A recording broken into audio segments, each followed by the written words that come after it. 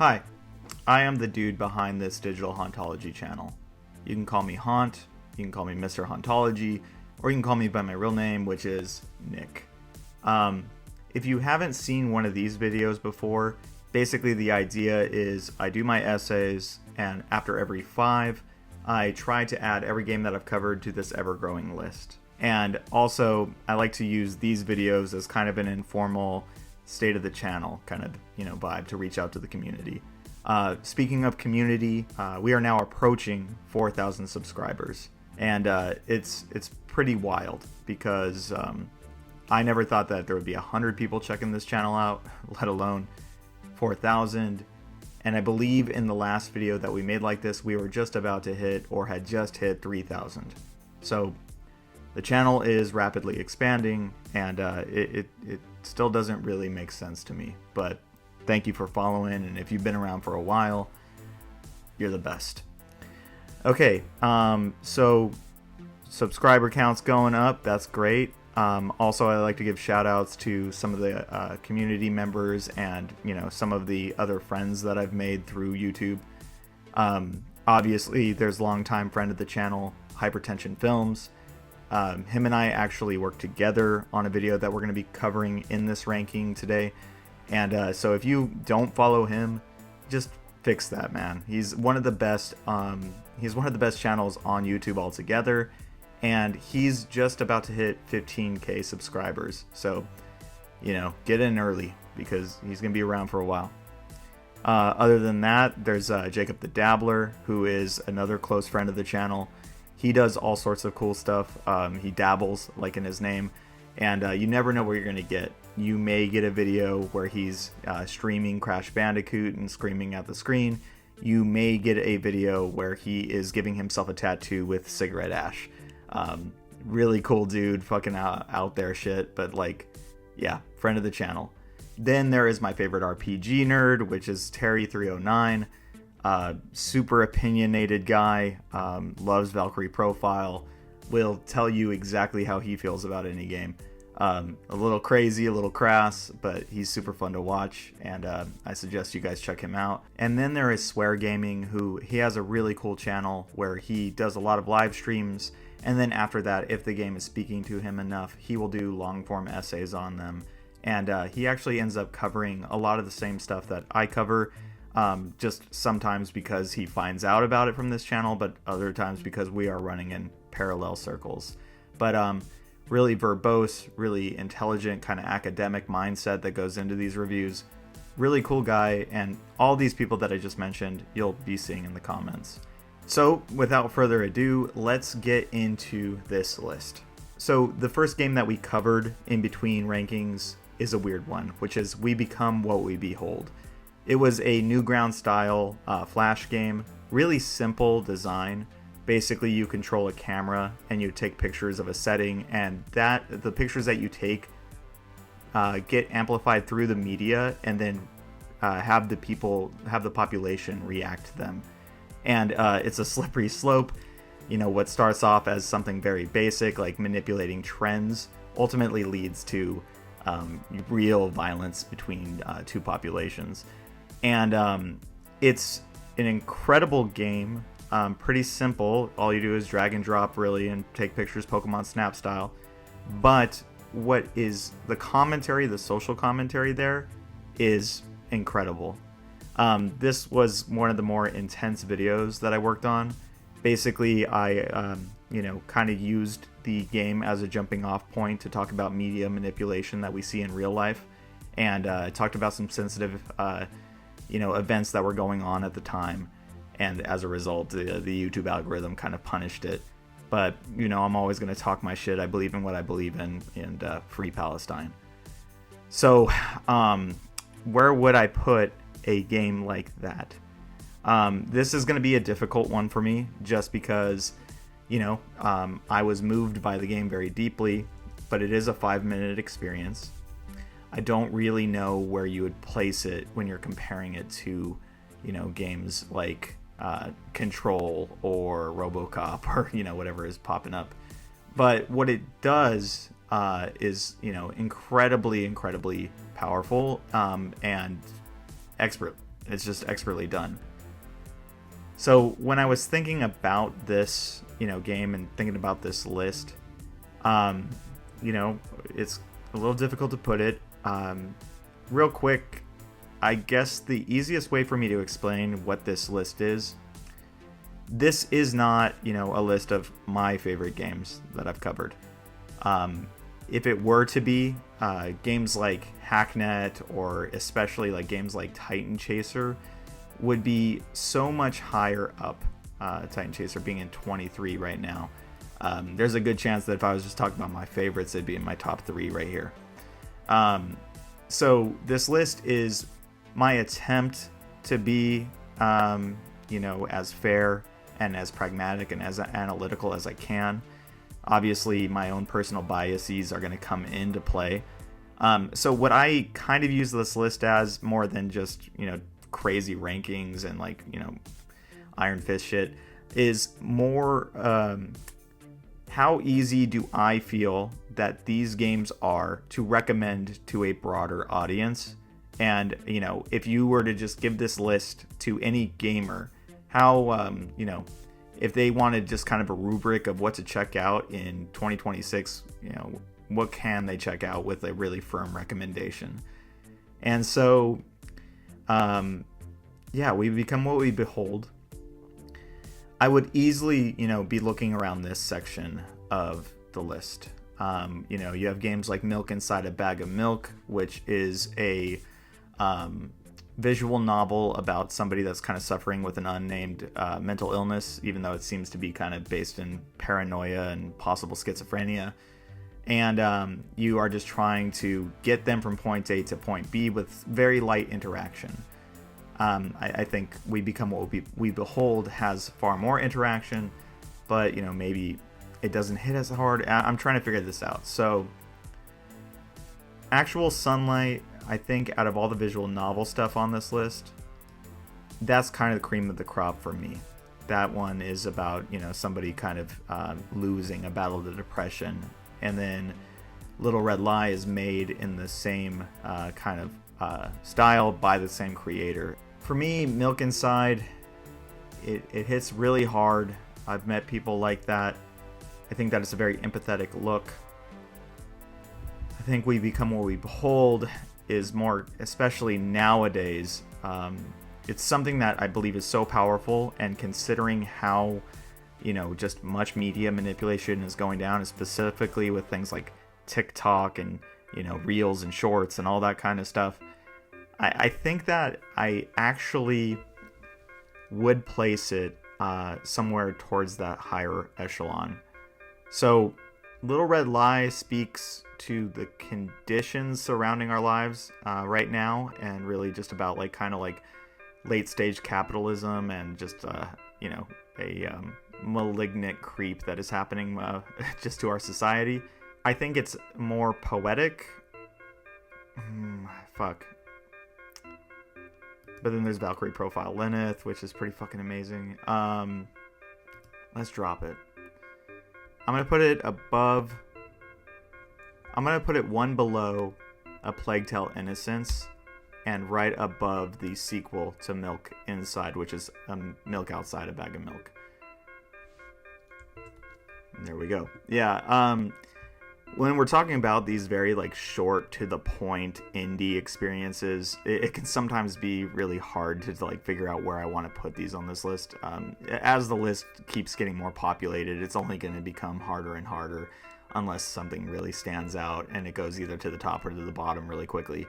But I do think that A Plague Tale Innocence is an incredible, kind of sneaking around Last of Us inspired game. And it sets the table, or it sets the scene for its incredible sequel, which is much higher up on this list, which was A Plague Tale Requiem. That being said, I think that this game probably goes on a little too long in the tooth, whereas We Become What We Behold is this like incredibly succinct 5-minute experience. But the highs of this, they hit pretty hard. So let's slot it in right there, and then as always, if I get to the point where I'm very unhappy with how this list is looking, I reserve the right to come back and just shift things around. And also, if you guys are watching and commenting, if you think there's a case that I've put something completely in the wrong area, let me know. We might agree, we might disagree. It might influence the list, but we'll see. Maybe we'll just get into an argument.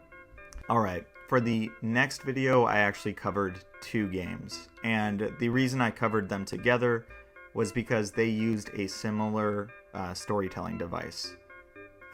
These 2 games were kind of presented very much like as a film, and they heavily relied on the use of jump cuts, which, you just cut keyframes out of a scene and have you jump forward in time.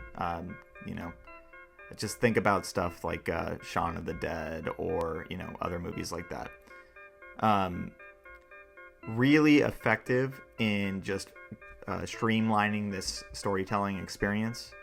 And the first game was 30 Flights of Loving, which I believe comes in around 10 to 15 minutes long. It was made by Brendan Chung, who is the lead behind Blendo Games. He's done stuff like Quadrilateral Cowboy. It's hard for me to say that one. Quadrilateral Cowboy, and he's done some just really killer experimental PC games. I don't even know how you would really define his career. Everything he makes is just so unique and so weird. But it is an experience that I played way back in the day, around the time that it came out. I believe it came out in 2012, and me and one of my buddies got it for dirt cheap during a Steam sale. I think it was like $1. And this is a game that I think about almost every time I play a game. Whenever I am doing, just hardcore grinding, or whenever a scene just is going on for a little bit too long, I think, what would Brendan Chung do here? Like, couldn't we just cut like this entire, couldn't we take RPG grinding and turn it into a montage? Couldn't we, skip some of these little sequences? Like, why aren't we editing? And, it's the first game that I ever saw really do this kind of thing. Incredibly fun to play, wild little story that you can kind of parse together.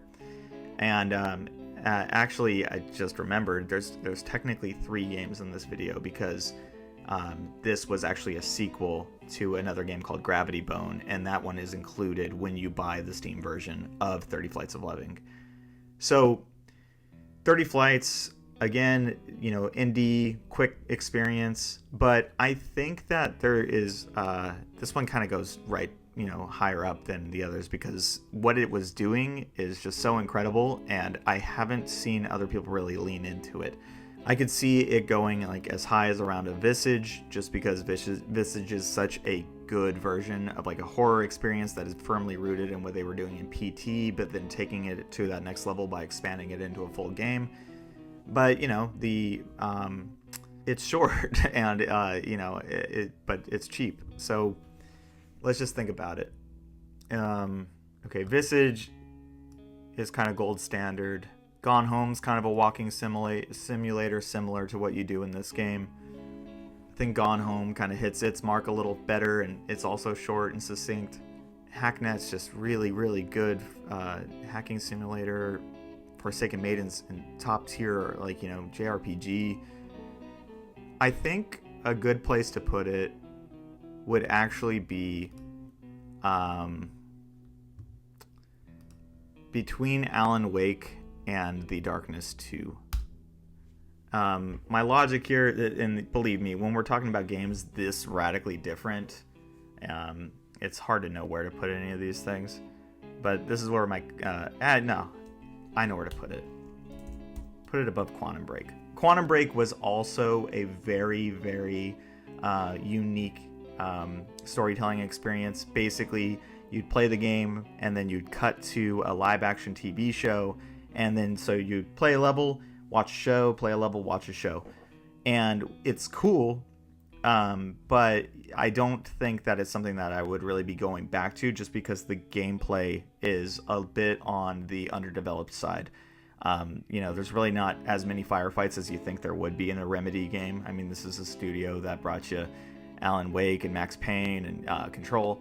And I think that they were so focused on making this that, multimedia experience.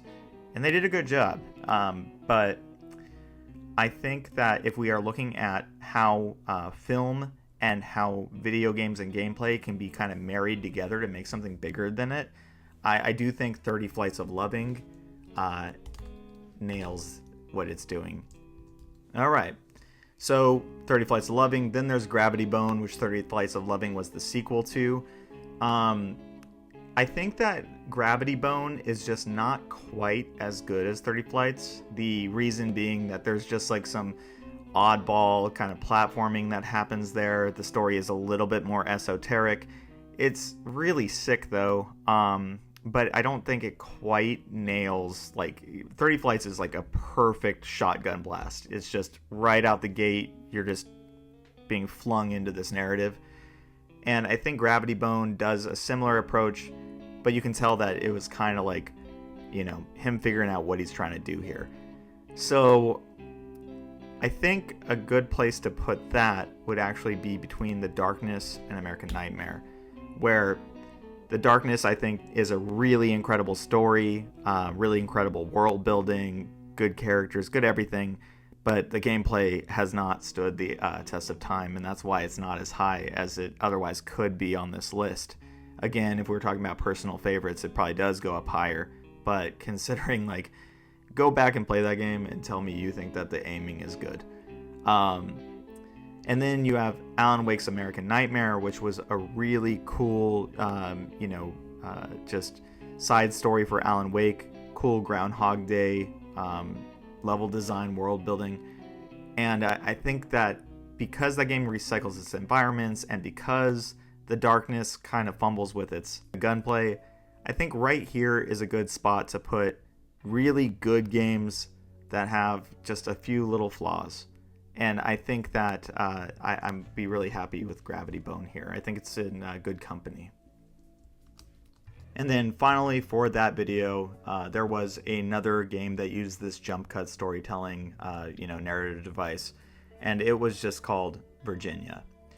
And Virginia is basically, what if we took, and it's not just like I'm looking at two games doing the same thing. The creators of Virginia shout out Brendan Chung and 30 Flights of Loving as the first thing that you see in the credits for Virginia. So this is a passion project born out of being a spiritual successor to 30 Flights. So that being said, obviously we have to compare it directly to 30 Flights. Virginia is a slow burn. 30 Flights shoots you out of a cannon and is done around 10 minutes. Virginia is a slow roll that gets, in at around 2 hours, maybe 3 if you're playing it by, trying to go off the rails as much as you can and look around. So Virginia is very much, it's inspired by things like X-Files and David Lynch, got a light. And so it's kind of got that Pacific Northwest, even though it takes place in Virginia, but, going through the woods and just trying to figure out what's going on at this core mystery. But then there's also the metaphysical stuff and drug trips and things that are just getting real out there and oddball while you're playing it. And so I think that Virginia competes with the quirkiness of 30 Flights. It doesn't compete with the pacing, but that is the risk that you take when you're doing a feature film versus a short. Obviously, you have more time to really live in this thing. That being said, I do think that this is a case where I do think Virginia actually surpasses its source material. And whether that just be from resources or letting it marinate a bit longer, I think that there's something there. And I think that Virginia probably has a lot more mass appeal, even though, come on, man, 30 Flights is 10 minutes and it's $1 or $3. Go check it out. I think that we're in this weird space again where the top echelon of this list for the most part, is like a really good marriage of like narrative and gameplay, and really focusing on like the best that this medium has to offer. Virginia is not a game that has a lot of gameplay, first kind of sections. It is a walking simulator. So right here, this is a walking simulator, 1000 times resist. But it is the most impressively written thing I've ever seen in any medium, outside of video games, books, what have you. Like, and I read a lot, and I play a lot of games, and I watch a lot of movies. And if you haven't played if you've played this, you understand. If you haven't played it, go play it. I don't think Virginia hits those highs. I think Omori, it's an RPG mixed with a really gut-wrenching story. I think that Omori kind of places it out. I think Gone Home places it out. Hacknet's, man, the list is getting really hard now. I think I'm going to put it above Solstice. So, Solstice is an incredibly well-made Devil May Cry, just kind of action hack and slash game with a really cool art style and one of the best soundtracks that I've ever heard in a video game. Really cool art direction. It's got a little bit of that derivative feel to it, just because, art style is very much Berserk, and gameplay is very much Devil May Cry. I think that just Virginia, even though it is clearly owing its success to 30 Flights of Loving, there's only like one game in that wheelhouse that it could be referencing, whereas Solstice is referencing basically the past 10 years before it came out. So I'm going to put Virginia here for now, just because I don't want to spend way too long trying to figure out where this belongs, and this feels like a good place. All right, so the next two games that we covered were the Hotline Miami duology. And this was the video that I worked on with Hypertension Johnny from Hypertension Films. He helped me by doing an interview where we discussed video game violence, and he also donated some tracks that ended up in this video and have ended up in other videos as well for the channel. Thank you again, Johnny. And this was one of my favorite videos that I've made. It didn't perform as high as I'd like for it to, but I'm proud of the work that went into it. And so when it comes to Hotline Miami, I feel like most of you guys know what Hotline is. If you don't, it's a top-down psychedelic shooter that takes place in the 1980s with a bunch of synthwave and retrowave aesthetics that are just dominating the soundscape, and the action is unforgiving and just cathartic as hell. Visceral game. Hotline Miami is one of those games where when you are playing it, you get locked the fuck in, and when you get pulled out of the experience, it's almost like coming off of a stimulant or something like that. Mesmerizing, hypnotizing, just insane game. And then there's its sequel. So it's going to be kind of interesting, because Hotline Miami 1 is this pure, new, at the time, novel, just great idea that knocked it out of the park. And then it had some lore to it where, figure out what's going on in the story, very much Drive, inspired by that movie Drive. And then 2 comes around and leans into that storytelling and leans into the message that the game was trying to tell you in the first, with little sections about like its anti-violence messaging. And the story in 2, it's just incredible. Like, one of the most satisfying endings I've ever seen in a video game. But as a result of it being the successor to an already, insane game, when you make changes to the formula, you're either going to upset or alienate, or, maybe in this case, they went a little too big and bold, making the game maybe unfair and hard at times. So it's really going to come down to tastes. If you look at this list and how it's shaping up, I do place a little bit more emphasis on narrative. when it's married to, you know, a good game. But narrative goes like far to really get me invested. So I feel like Hotline Miami 2 is a bit, that's probably where I end up on. But the issue is that there is like these two games, the stories are so tied together and the experience is so tied together that it's almost impossible not to look at them as like one cohesive whole. Yeah, in my mind, it's kind of similar. Like while we are talking about David Lynch earlier, you know, Season 3 of Twin Peaks is 18 episodes long, hour-long episodes, but it feels like an 18-hour movie by the time you watch it. And even though there were years between the two releases, I do feel like Hotline Miami is one big game. It's just, you know, an expansion to itself that you should play back-to-back. So let's just focus on where we're going to put the first one, and we'll figure out what we do from there. So Hotline Miami, from a gameplay perspective, is one of the most fun games I've ever played in my life. You know, super fast, super punishing, but always fair. And the music is not only good, but the soundtrack is legendary. And even to this day, I still listen to groups from that soundtrack. And, you know, I'm actually going to go see Carpenter Brut, I believe in May, as a result of, you know, just playing these games for the last few years every once in a while. So Titanfall 2 is as high up on this list because of its gameplay.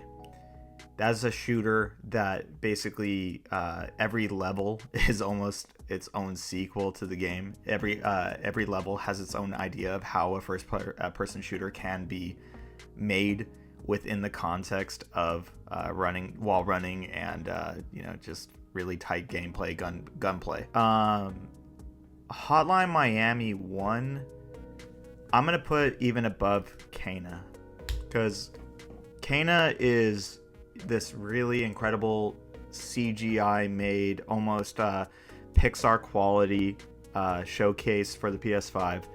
And it had really good gameplay, really good action for like a Legend of Zelda style, even though that's not really exactly where it ends up. And I do think that even though Kena is something that I would recommend to anybody who has the ability to play it, I think I would recommend Hotline Miami first. Titanfall 2 is just a little bit too...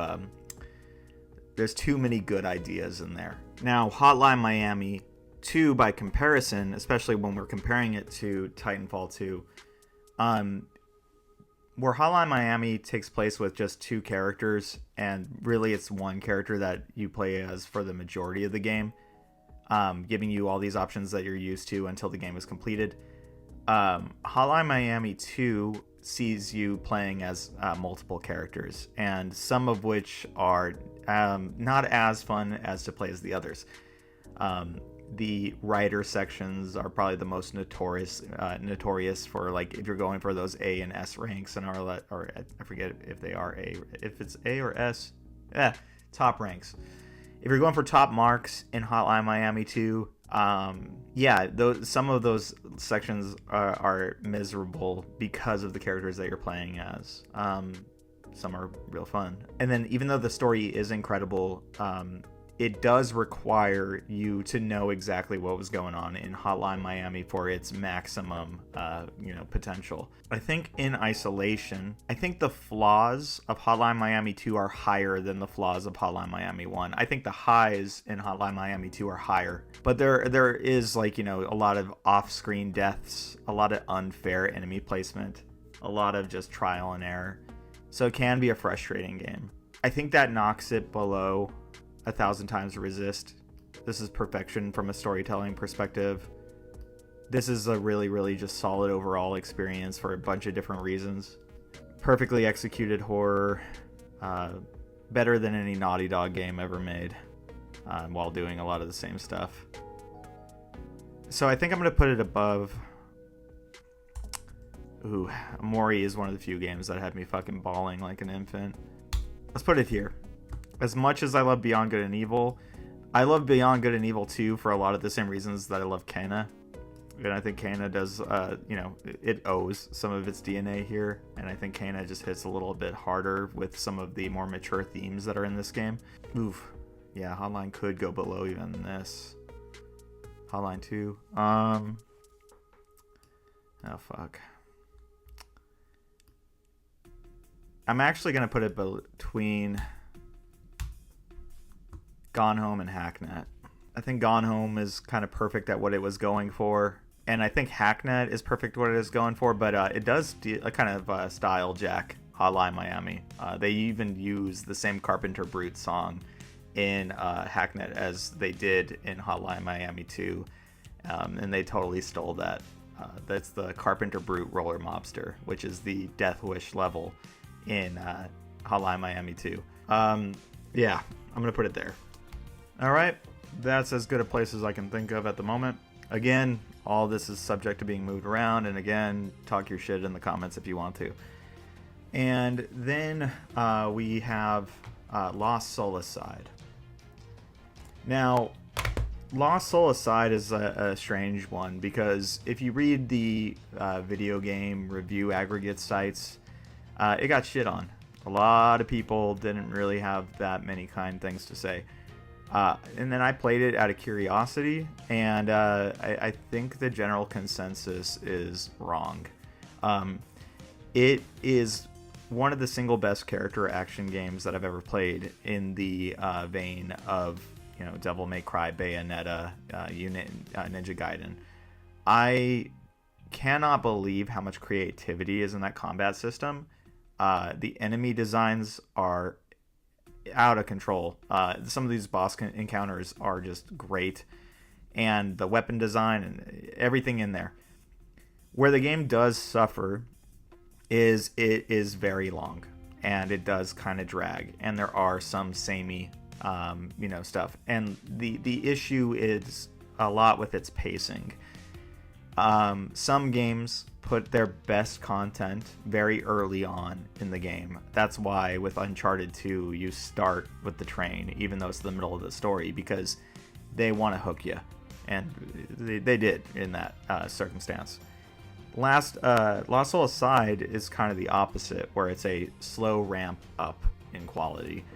The end of that game is borderline perfection. The beginning of the game is a little samey, and you can definitely read where it's getting its influences from. And the game does take a while for its full combat kit to really come into focus. You're getting new weapons until pretty late in the game. So let's just take a look. Let's look at some action games that we have on this list, right? So you have Wanted Dead. I believe Wanted Dead kind of rules, even though it's kind of low on this list. I still think it rules. Really cool hack and slash game. Really fucking weird storytelling, crazy style. There's some complications with how the game was made, being there's some weird people tied to it, but yeah, sick. But I think that Lost Soulside's better than that. This is a Souls-like, the Final Fantasy, Chaos. Yeah, it's better than that. It's definitely better than, Elysium. It's better than Sonic Frontiers, even though that has some crazy Dragon Ball Z moments. I think it's better than Spider-Man 2. Spider-Man 2, I think, is the worst of those Insomniac Marvel games. I think Miles Morales is number one, and then Spider-Man 1 is way better than this. It's better than Quantum Break. It's better than RoboCop. I would argue it's better than Solstice. I think that I would put it... So for me, this is an A+, RPG. A minus, A plus for me. And I feel like all these games up here in this top 14 now are games that I can just recommend without concession. Just They're fucking rad. I think I'm going to put Lost Soul Aside below that and one above. Actually, Virginia. No, Lost Soul Aside is too much fun. It's way too much fun. I'm going to put Lost Souls here. So now we have the last video that I made. And I imagine that a few of you watching this came to the channel from that video. And, you know, if you did, awesome to meet you. I hope I chatted with you in the comments. Reach out, you know. I always try to stay busy with the community stuff. It's going to be Drakengard, right? Now, how do you even rank Drakengard? Just for the record, like, I'm one of the biggest Yoko Taro fans you'll ever meet. You know, that's for life shit right there. Drakengard plays like shit. Like, I love the game. I had so much fun playing it again. But it does not play well. And the story is batshit insane and interesting, and there is this really cool dynamic where I truly believe that the game being poorly made as a result of publisher meddling lent itself to what the themes were in that game. And basically, like, because the game was gonna be bad no matter what, they kind of like gave narrative reasons to subvert like some of those you know, kind of flaws within the gameplay. Yoko Taro is I don't think there's anybody like him in the industry, and I'm just sad every day that we don't have another major announcement coming from him. So this is a list, like I this is the reason I said it in the beginning, like, this is not my favorite games. These are games that and this is how I feel like it would be to recommend them. Drakengard. Let's start from the bottom and work our way up. So, Suicide of Rachel Foster stories. No, we're not doing that. It's way better than Valkyrie Elysium. That's a very generic game that very much lends itself to, you know, I feel like it was very influenced by Drakengard 3 of all things. See, this is where it gets tricky. Like, Twisted Metal Black. The best parts of that game are completely outdated. The storytelling was like really creepy and scary when you're a kid. Now it's just, you know, Xavier Renegade Angel fodder. But the gameplay is really good. It holds up. It's not, you know, crazy. But then, I don't know. I would still put it... So, Drakengard, I think, you know, now that we're getting into Stranger Paradise, maybe around there. Let's compare it to Wanted Dead. Wanted Dead also has an insane story. I feel like the combat is infinitely better than it is in Drakengard. I love Drakengard. Is Drakengard better than A Plague Tale: Innocence? No. It's just... and then, like, you know, because Drakengard is so subversive, that ending E with the rhythm minigame coming out of nowhere, and the ending being this offshoot that inadvertently led to Nier, which is one of the best games ever made. Okay, so let's just cut it where we can. So it's like, it's not... It's maybe the story is about as good as Lenneth's, but Lenneth has a gameplay thing. Okay, I know what I can do here. Alright, I know what I can do here. Considering the importance of... so Drakengard, because of the way that it was made, it lent itself to birthing a series that is way beyond what it is. And it has one of the most insane soundtracks I've ever heard. And even though the gameplay is tedious, it can be fun. Because, you know, the dragon flying stuff is so good. But I've been playing Drakengard 2, gearing up for that video, and, you know, quick spoiler, Drakengard 2 plays way better than Drakengard 1 ever did. I think, for me, I could put it above Vampire Survivors. And maybe I can put it above milk outside a bag of milk. I'm not going to put it above We Become What We Behold. I could. Yeah, I can recommend Drakengard more than that. I don't know. You know what? I don't think it goes above Wanted Dead. Let's just be real. I love Drakengard. I, will play it any day. Wanted Dead is a better hack and slash action game, and its story is just as bad shit, even though I think that Drakengard has a lot more to say about the human condition. I think that for me, the only way that I can recommend Drakengard to you is if I know what kind of person you are, or if I know that you're already interested in Yoko Taro. There's just too many caveats of it being an easy recommendation. And again, if this was a list of my favorite games, I could see it, rising up to easily the middle of the list, even though Drakengard is not even close to one of my favorite games. I love it, but I love it because of what it led to. Drakengard 3 is my favorite game of all time, though. I think it's better than... Iron Lung is an amazing game, too. Yeah, I'm putting Drakengard here. You guys can fight me in the comments. And I imagine this is the one that's going to piss some people off. But, again, I love Yoko Taro. And I promise you, the rest of his catalog is only going to be higher up. Just looking at this list, I already kind of have some ideas of where Nier could end up, and where Automata and Drakengard 3 probably goes lower, but in my heart is number one. Okay, well that about does it for the ranking.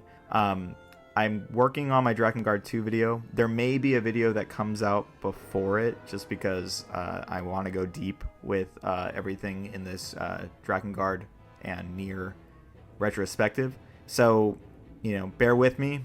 It's going to take me a while. I'm an adult with adult responsibilities, and I don't get to spend as much of time as I would like in front of the computer anymore.